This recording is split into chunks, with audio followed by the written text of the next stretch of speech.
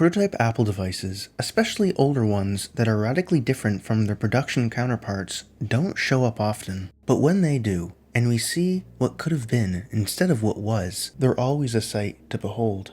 Hello everyone, Apple Demo here, and in today's video, we're going to be taking a look at yet another iPod Touch first generation prototype. But this one is extremely special because it's actually in an unreleased color variation of the iPod Touch first generation, along with having some other interesting characteristics. Let's get straight into it. Obviously, the first most notable different thing about this iPod Touch first generation is it's in a polished black color, not dissimilar from the jet black iPhone 7 or the 2013 Mac Pro. When comparing it to a normal iPod Touch first generation, you can clearly see the difference. And the most interesting thing about this is that Apple didn't offer different color variations of the iPod Touch until the fourth generation, which came out almost 3 years later. And even then, Apple still didn't offer a different color variation of the housing. You had to wait until the iPod Touch 5th generation to get that luxury. But going back to the prototype, of course, there does exist another device which previously had black variations in colors, but never released with them, the iPhone first generation. Now, while it is a bit unknown as to why Apple didn't release black variations of the iPhone and iPod Touch first generations, I have heard allegedly from some sources that this was due to manufacturing issues with the black color and it scratching incredibly easily. Not that the chrome back on iPod Touch first generations didn't already scratch really easily. On top of the black color, there are no engravings on the housing, similar to other prototype iPod Touch first generations, such as the PVT one I previously looked at in a different video. Personally, I really like the lack of engravings as I think it makes the devices look very sleek, and I think it looks even better on the black variation. In addition, the 30-pin charging dock is also a different color, being white instead of black. When again comparing the prototype to a release iPod Touch first generation, you can see this. And funnily enough, when originally making the purchase for the prototype iPod Touch first generation, this was the very detail that convinced me that this prototype is real, because I own yet another iPod Touch first generation prototype of the DVT stage, which also has a white charging port, which I haven't shown off in a video yet, but maybe I will in the future. And finally, the bezel of the prototype iPod Touch first generation is an ever so slightly lighter color, having a more polished silver look instead of the darker gray color that came on release models. Now let's plug in the iPod and take a look at the software side.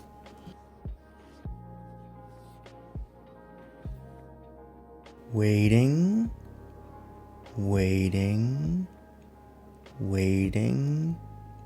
Nothing. Let's take a look at the computer.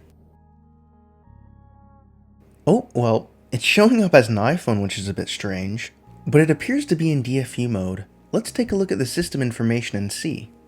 It appears that the device doesn't actually have a version of iBoot or the IBSS installed, hence why it's not showing a lot of information. Or to put it into simpler terms, the device doesn't have an operating system on it, which is unfortunate, but even in this state, we should still be able to check if the CPU inside of it is development fused.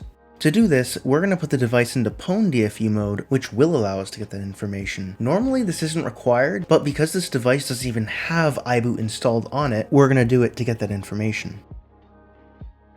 Well, it looks like it's showing up as an iPod again. Let's check system information and see if it shows up normally now. Well, would you look at that? It worked. Now that we have this information, let's decode it. Now, because it's in Pwn DFU mode, it's going to be saying that it's running a really late version of iBoot, which is incorrect, but this is only temporary. Now, going into the useful information, we can see that the CPRV, or chip revision, is the 20th version. And most importantly, the CPFM, or the fusing of the chip, is 01, which means that this iPod Touch has a developmental CPU inside of it, which on top of allowing for extra capabilities such as JTAG, nonetheless confirms that it's a real prototype.